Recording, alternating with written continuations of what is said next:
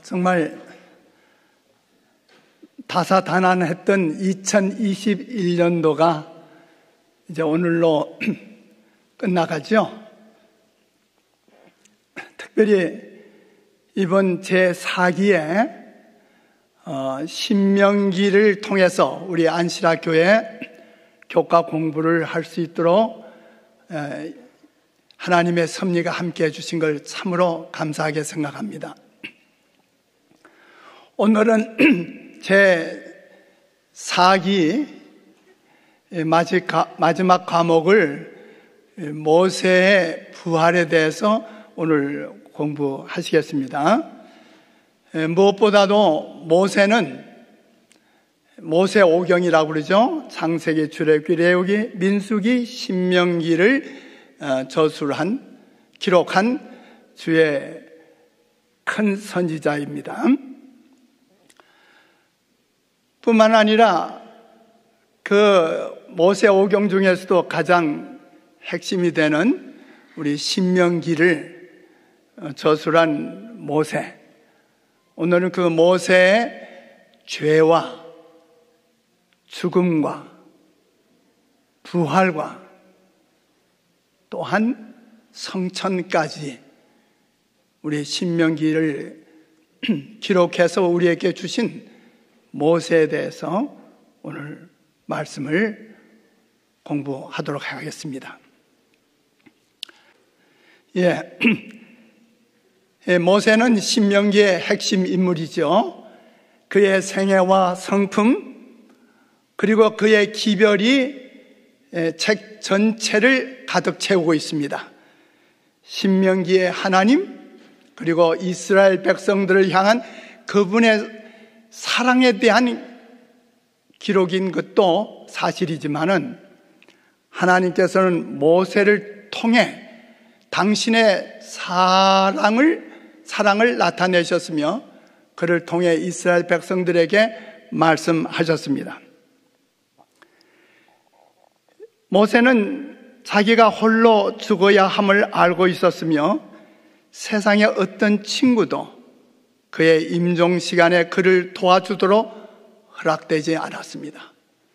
그의 앞에 놓인 장면은 신비하고 장엄하였으며 그 장면은 그의 마음을 위축시켰습니다. 모세의 그 가장 쓰라린 시련은 그가 보호하고 사랑하던 백성, 그의 관심과 생명이 그처럼 오랫동안 연합되었던 백성에게서 떠나는 일이 그의 마음을 굉장히 아프게 했습니다. 그러나 모세는 하나님을 신뢰하는 법을 배웠으므로 의심 없이 믿음으로 자기 자신과 그의 백성을 하나님의 사랑과 자비에 위탁했습니다.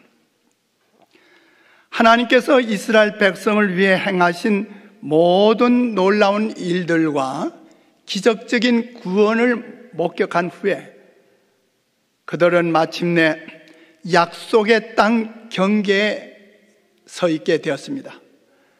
그런데 다시 물이 부족하게 되자 그들은 모세와 아론에게 불평하기 시작했습니다. 이스라엘 백성들이 반역하고 광야에서 방황하는 동안에는 하나님께서 계속해서 기적적인 방법으로 이스라엘 백성들의 필요를 채우셨어요. 하나님께서 광야에서 그들에게 기적적으로 제공해 주신 풍족한 음식 외에도 그분의 은혜를 보여준 또 다른 것이 바로 이 물이었습니다. 민수기 20장 1절 2절에 정월의 이스라엘 자손 곧 온 회중이 신광야에 이르러서 백성이 가데스에 거하더니 미리암이 거기서 죽음에 거기 장사하니라. 회중이 물이 없으므로 모여서 모세와 아론을 공박하니라고 했어요. 신광야, 바로 그 가데스에 애굽에서 일어난 일입니다. 그런데 그 전에 출애굽기 17장 1절 2절에 보면 역시 물 때문에 큰 문제가 생겼죠. 이스라엘 자손의 온 회중이 여호와의 명령대로 신광야에서 떠나 그 노정대로 행하여 르비딤의 장막을 쳤으나 백성이 마실 물이 없는지라 백성이 모세와 다투어 가로되 우리에게 물을 주어 마시게 하라. 모세가 그들에게 이르되 너희가 어찌하여 나와 다투느냐? 너희가 어찌하여 여호와를 시험하느냐? 하는 말을 했죠. 그런데 우리 한국말 성경에는 출애굽기 17장에 있는 말씀이나 민수기 20장에 있는 말씀이 다 신광야에서 일어난 일로 기록되어 있어요. 신광야. 그래서 제가 영문 성경을 좀 참고해 보니까 출애굽기 17장 1절에 킹 제임스 버전 험정역 성에 보면 신광야라고 그랬어요. 그런데 민수기 20장 1절에 그 한국말 성경에서는 신광야로 되어 있지만은 영어에서는 진광야라고 그랬어요. 자, 여러분 혼돈하시면 안 돼요. 만약 출애굽기에서 일어난 물의 부족이 신광야였고 또 역시 민수기 20장에서 일어난 일이 신광야였다라면 아니 이스라엘 백성들이 수십 년 동안을 그 광야에서 맴돌다가 다시 신광야에 와서 이런 물이 부족한 일이 일어났나 이렇게 혼돈하기 쉽지 않아요? 그런데 이 이스라엘 자손들은 가데스로부터 광야로 되돌아갔었다. 예언의 신에 있는 말씀이에요. 부자와 선지자. 그리고 광야에서 체류하는 기간이 끝나자 그들은 다시 가데스로 왔다. 가데스에서 떠나갔고 가데스로 돌아왔다. 그러면서 영문 그 부자와 선지자에 보면 into the desert of 진 그랬어요. 진 광야라고 그랬어요. 제가 그 말씀을 보고 야 역시 예언의 신의 말씀이 이렇게 확실하구나 하는 것을 깨닫게 되었습니다. 여러분 지도를 보시면 저기 제 시내 반도가 있어요. 그죠? 근데 저 아래쪽에 동그랗게 친 것이 바로 그게 신광야입니다. 출애굽기 17장에 나오는 신광야입니다. 그런데 그들이 신광야에서 떠나 르비딤에서 장막을 쳤다고 그랬죠. 바로 그 밑에 보면 르비딤이 나옵니다. 근데 이제 우쪽으로 그 팔레스타인 가나안에 가까이 가서 또 동그라미 쳐져 있죠. 거기가 진광야입니다. 그리고 거기를 중심으로 해서 가데스에서 떠나갔다가 다시 가데스로 돌아온 거지.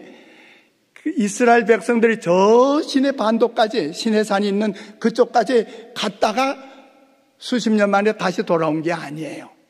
그래서 이것을 보면 분명히 출애굽기 17장에서는 신광야, 그 다음에 민수기 20장에서는 진광야에서 일어난 건데 우리 한국말 성경에서는 모두 다 그냥 신광야라고 해놨어요. 출애굽기 17장 1절로 7절의 사건은 이스라엘 백성이 애굽에서 나온 지 한 1년 후의 일이었고 민수기 20장 1절로 13절의 사건은 출애굽 후 37년이 지나 거의 가나안 입국을 앞두고 일어난 일이에요. 이제 이해가 되셔요? 분명하게 여러분 분별을 하게 되죠. 출애굽기 20장 이제 14절로 21절에 보면 모세가 가데스에서 에돔 왕에게 사자를 보내며 이르되 당신의 형제 이스라엘의 말에 우리의 당한 모든 고난을 당신도 아시거니와 우물물도 공이 마시지 아니하고 우리나 우리 짐승이 당신의 물을 마시면 그 값을 줄 것입니다.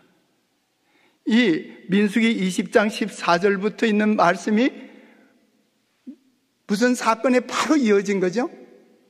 민수기 20장 1절로 13절에 있었던 그 가데스 진 광야에서 물 부족으로 막 모세와 아론에게 대항하고 아주 반역하고 이런 일이 있었을 때 바로 그 다음 절부터 나오는 기사가 뭐냐면 모세가 에돔 왕에게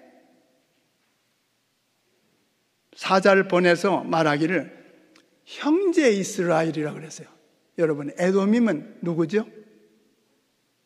에돔이면 누구예요? 에돔은 야곱의 형이 아닙니까? 그죠? 에돔, 에서.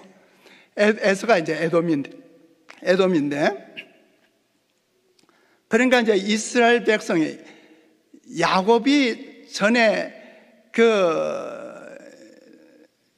가정을 떠났다가 다시 돌아올 때 에서를 만나게 됐죠. 에서는 400명의 군사를 끌고 자기 가신들을 들고 이제 야곱을 죽이러 왔잖아요. 오다가 밤에 하나님께서 에서의 마음을 현몽시켰고, 그래서 에서가 마음을 돌이켜서 그 다음날 야곱을 만날 때 서로 부둥켜 알고 부른 그런 이야기를 우리가 알 수 있잖아요. 이제 이스라엘 백성, 그 야곱의 후손 이스라엘 백성들이 애굽에서 출애굽한 후에 40년 동안 광야에서 이제 방황하다가 이제 바로 팔레스타인 약속의 땅 가나안으로 들어가기 전에 바로 그럴 때 이 모세가 사자를 보내서 한 말이 뭡니까? 당신의 형제 이스라엘이 애굽에서 나와서 우리 백성들이 어떻게 지난 걸 여러분 그 왕께서 아시지 않습니까? 이제 우리가 당신의 영내로 지나갈 때, 대로로 지나갈 때 우물물을 값없이 마시지 않겠습니까? 우리 백성들이나 짐승들이 다 그 당신의 땅에 있는 물을 먹을 때 값을 치르겠습니다. 자, 이 말을 연결해 보면 우리가 뭘 알 수 있죠? 이스라엘 백성들이 38년 동안을 이제 광야에서 맴돌 때는 물이 없을 때 뭐 했어요? 하나님께서 출애굽기 17장에서부터 물을 이제 반석을 쳐서 물 나오게 해서 물을 마시게 됐잖아요. 그런데 수십 년 동안 물을 광야에서 하나님께로부터 공급을 받았던 그 물이 뚝 끊어지는 거예요. 이제 물이 끊어졌다는 얘기는 뭐예요? 이스라엘 백성이 곧 가나안 땅에 들어가게 됐다, 그 얘기입니다.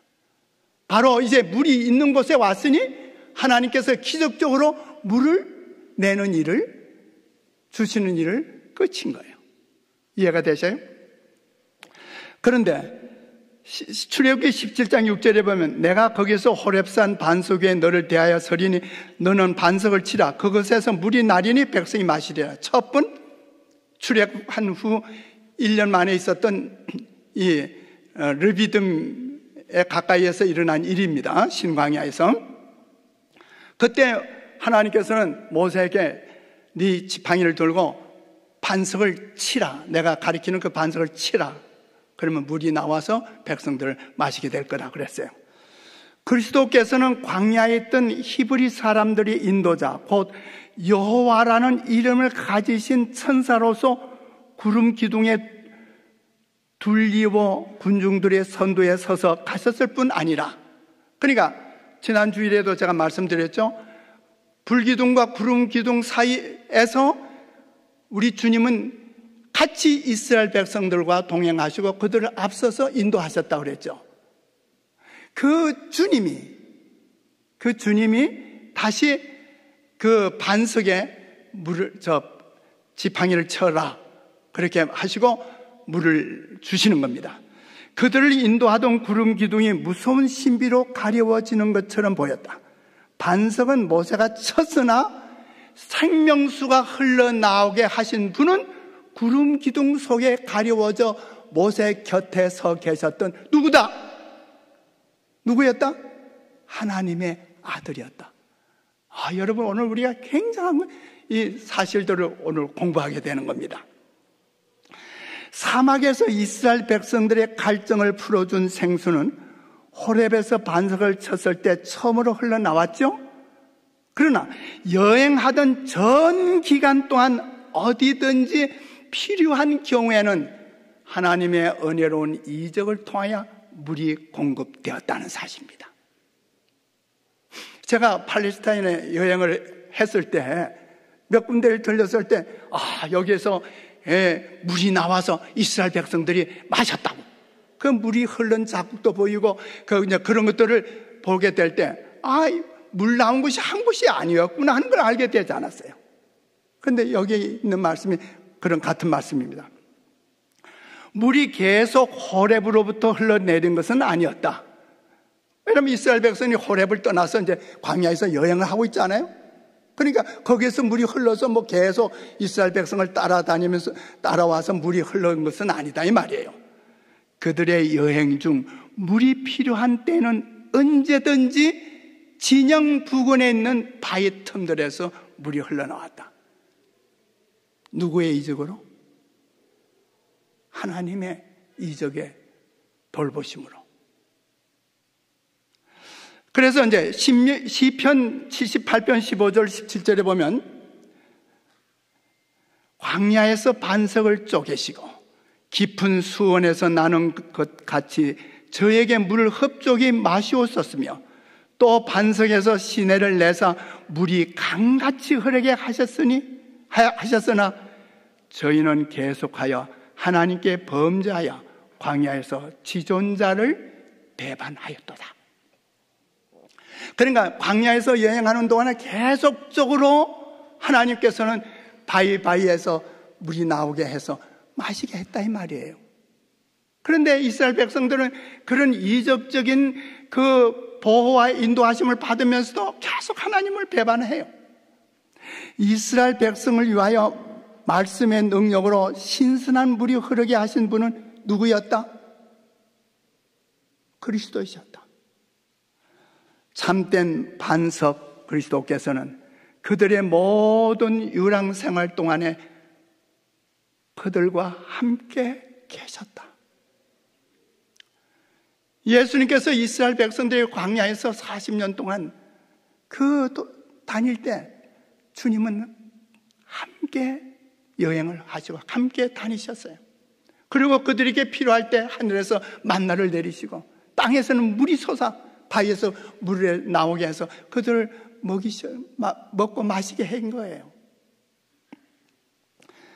이사야 선자는 이사야 48장 21절에 여호와께서 그들을 사막으로 통과하게 하시던 때 그들로 목마르지 않게 하시되 그들을 위하여 바위에서 물이 흘러나게 하시며 바위를 쪼개서 물로 솟아나게 하셨느니라. 얼마나 놀라운 말씀입니까? 그래서 사도 바울은 고린도전서 1장 4절에 이렇게 말씀했죠. 다 같은 신령한 음료를 마셨으니 이는 저희를 따라다니는 신령한 반석으로부터 마셨으며 그 반석은 누구다? 그 반석은 그리스도시라. 아멘. 근데 이제 출애굽기 17장 4절에 있었을 때 사건입니다. 모세가 여호와께 부르짖어 가로되 내가 이 백성에게 어떻게 하리이까? 그들이 얼마 아니면 내게 돌질하겠나이다. 나 돌로 던져서 돌질해서 날 죽게 할 것 같습니다. 그런데 부조와 선자에 보니까 그러나 모세는 끝까지 인내하였다. 잘 참았어요. 느비딤에서 일어났던 그 신광야에서 있었을 때 그 백성들이 막 반역하고 그랬을 때 모세는 끝까지 인내했어요. 이게 오늘 이제 민수기 20장의 사건과 어떻게 연결되는가를 배우게 되는 거예요. 너희가 어찌하여 여호와를 시험하느냐? 너희가 어찌하여 나와 다투느냐? 라고만 말을 한 거예요. 그래서 그 출애굽기에서 그 신광야에서 일어났던 그 물 사건을 때 마사라고 그 지역을 이름을 했어요. 마사는 시험하다는 뜻이고 머리 봐라, 무리바는 다툰다, 싸운다라는 뜻입니다. 그런데 민수기 20장에서는 뭐라고 나와 있느냐면 백성들이 모세와 아론을 향해서 공박했다 그랬어요. 공박. 이 공박이 뭔가? 원문에 보면 반감을 가지고 싸우려고 했다. 영어로는 against 하는 거예요. 대항하는 거예요. 정 모세와 아론에게 적의를 가지고 싸우려고 대항하였다는 뜻이에요. 근 40년 동안 하나님의 놀라운 보호와 이적과 능력으로 그들이 인도함을 받고 그 중재자가 모세고 그의 인도자가 모세였는데 이 모세와 아론을 이제 바로 가나안 국경에 가까이 임해서 이제 그들의 여정이 끝날 그 지역에 쯤에 와서 다시 모세와 아론을 대항해서 모세와 아론을 죽이려고 그러는 거예요. 여러분, 이런 일이 있을 수 있을까요? 이게 마치 같은 맥락으로 고라의 반역 사건과 같은 거였습니다. 이제 민수기 20장 7절 8절 봅니다. 여호와께서 모세에게 일러 가라사대 지팡이를 가지고 내 형 아론과 함께 회중을 모으고 그들의 목전에서 너희는 반석에게 명하여 물을 내라 하라.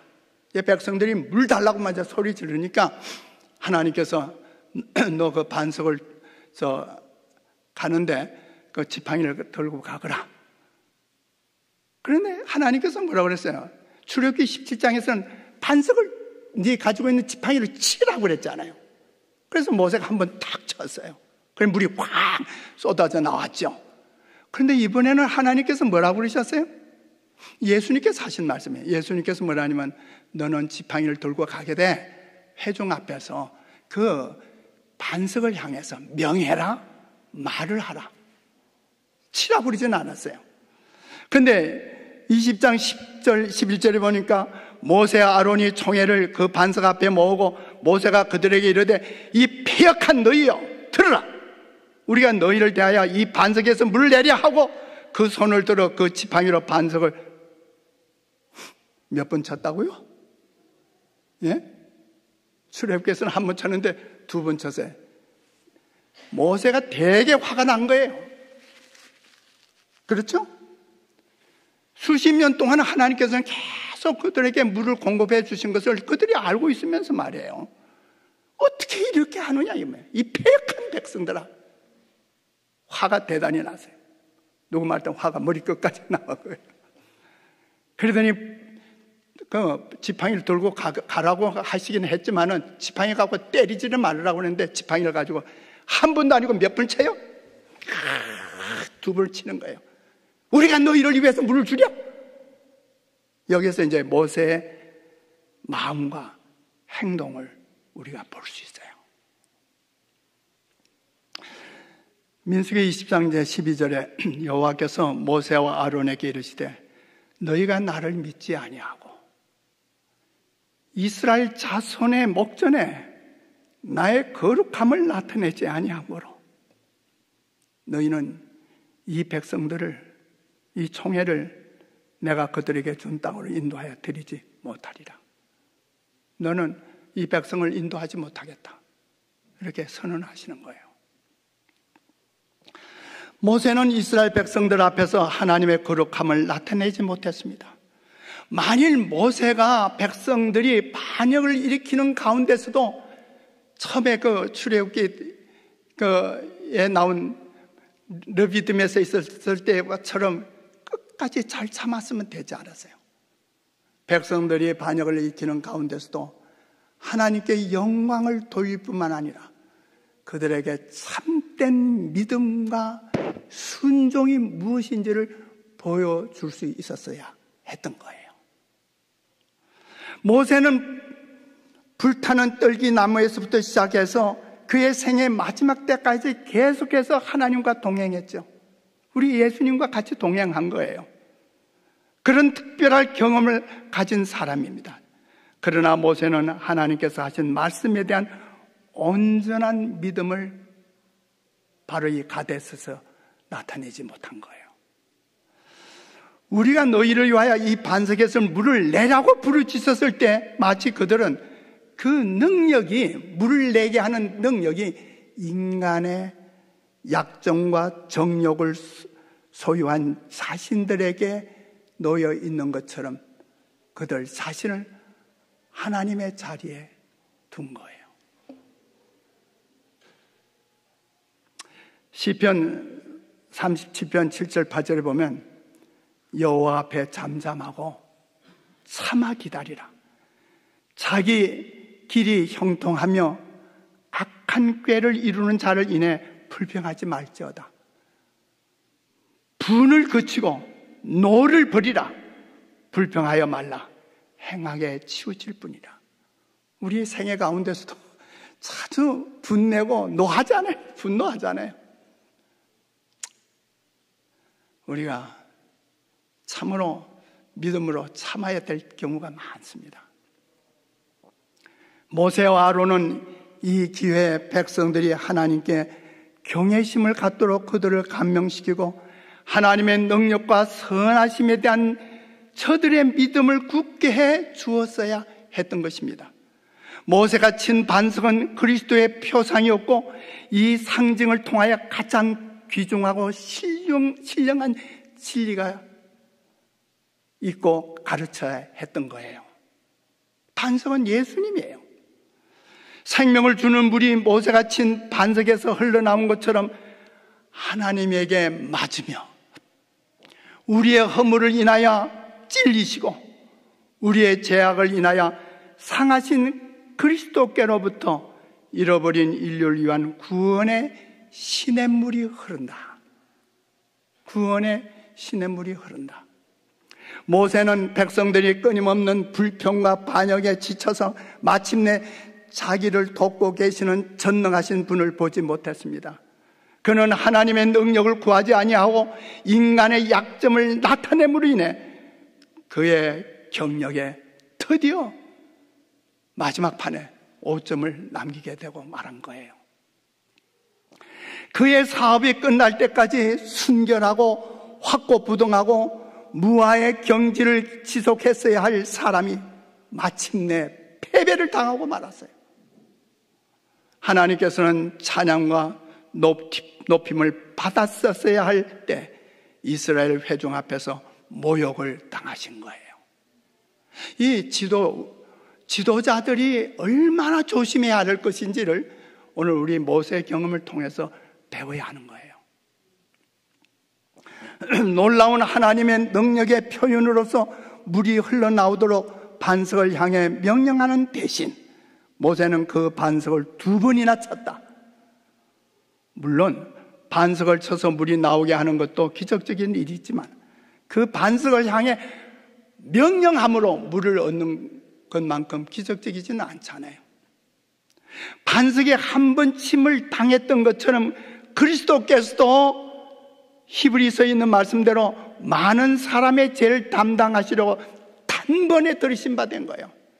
예수님은 2번 십자가에 달리실 이유가 없어요. 한 번 십자가에 달리시면 되잖아요. 반석에 한 번 침을 당했으면 되죠. 그런데 모세는 그냥 분노를 참지 못하고 지팡이를 2번이나 쳤어요. 우리의 구주께서는 2번 희생당하지 않으실 것이다. 그래서 우리는 성경을 읽으면서 이게 모세가 그래 뭐 한 번 친 거나 2번 친 거나 그게 그걸 텐데 2번 쳤다고 해서 그냥 모세를 그래 40년 동안 그 이스라엘 백성들을 인도하느라 고생한 그 모세를 그래 가나안에 안 들여보내셨어? 이렇게 우리는 쉽게 오해하기 쉬워요. 우리의 생애 가운데서도 마찬가지예요. 우리가 쉽게 우리에게 당하는 어떤 일들을 당하고 그것에 대해서 하나님께 원망하고 불평할 수 있어요.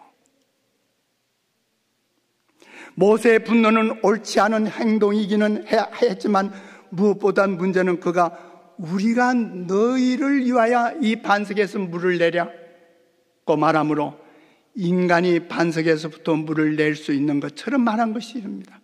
오직 하나님의 능력만이 그와 같은 기적을 일으킬 수 있었던 거 아닙니까?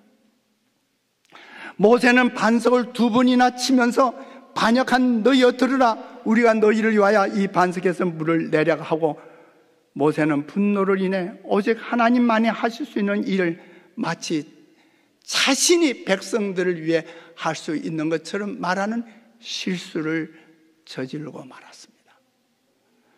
물은 군중이 넉넉히 마실 만큼 많이 흘러나왔어요. 그러나 모세는 큰 과오를 범했습니다. 모세는 분노한 감정으로 말했고, 그의 말은 하나님께서 모욕을 당하셨기 때문에 발한 거룩한 의분이라기보다는 오히려 인간의 감정의 표출이었어요. 모세는 패역한 너희여 들으라고 말했습니다. 이 비난은 잘못이 아닌 사실이었어요. 그렇지만 사실일지라도 분노하거나 조급하게 말하지 말았어야 했던 것입니다.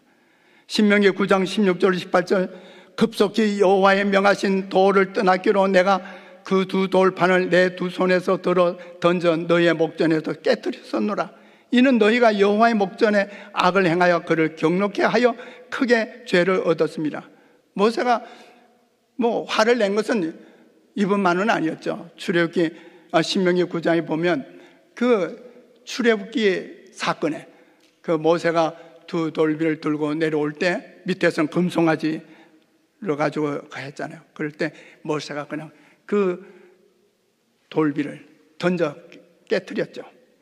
그 다음에 신명기 9장 19절 21절에 보면 여호와께서 심히 분노하사 너희를 멸하라 하셨으므로, 여호와께서 또 아론에게 진노하사 그를 멸하라 하셨으므로 내가 그때도 아론을 위해 기도하고 너희의 죄 곧 너희의 만든 송아지를 취해 불살라 찢고 티끌같이 가늘게 갈아 그 가루를 산에서 흘러내리는 시내에 뿌렸었다. 모세가 그때는요, 하나님께서 이 백성들 다 죽이겠다, 아론도 죽게 하겠다 할 때 모세는 하나님께 간절히 기도했죠. 차라리 내 이름을 생명책에서 지워버리시는 한이 있더라도 이 백성을 죽이지 마십시오. 이 모세가 다시 이제 분노하는 건데, 이번 경우는 좀 다르다 이 말입니다. 화를 내는 것으로만 문제가 된 게 아니고 마치 하나님의 영광을 자기 것으로 하려고 했던 거예요. 수세기 전 하나님께서 아브라함에게 내가 이 땅을 내 자손에게 주리라고 하신 그 약속의 땅의 경계까지 도착했지만 모세는 그 약속이 성취되는 현장에 함께 들어갈 수가 없죠. 모세는 선민을 위해 베푸신 하나님의 능력의 큰 이적들과 그들이 유량하고 반역하던 세월 동안에 하나님의 오래 참으셨던 자비를 바로 보았습니다. 하나님께서 이스라엘을 위해 행하신 모든 일에도 불구하고 또 자신의 기도와 노력에도 불구하고 애굽을 떠난 대군 가운데 약속의 땅에 들어갈 수 있는 충실함을 인정받은 어른들 두 사람뿐이었음을 알게 되었습니다. 모세가 자기의 노력의 결과를 회상하게 볼 때 그의 실현과 희생의 생애는 그의 헛된 것처럼 보였어요.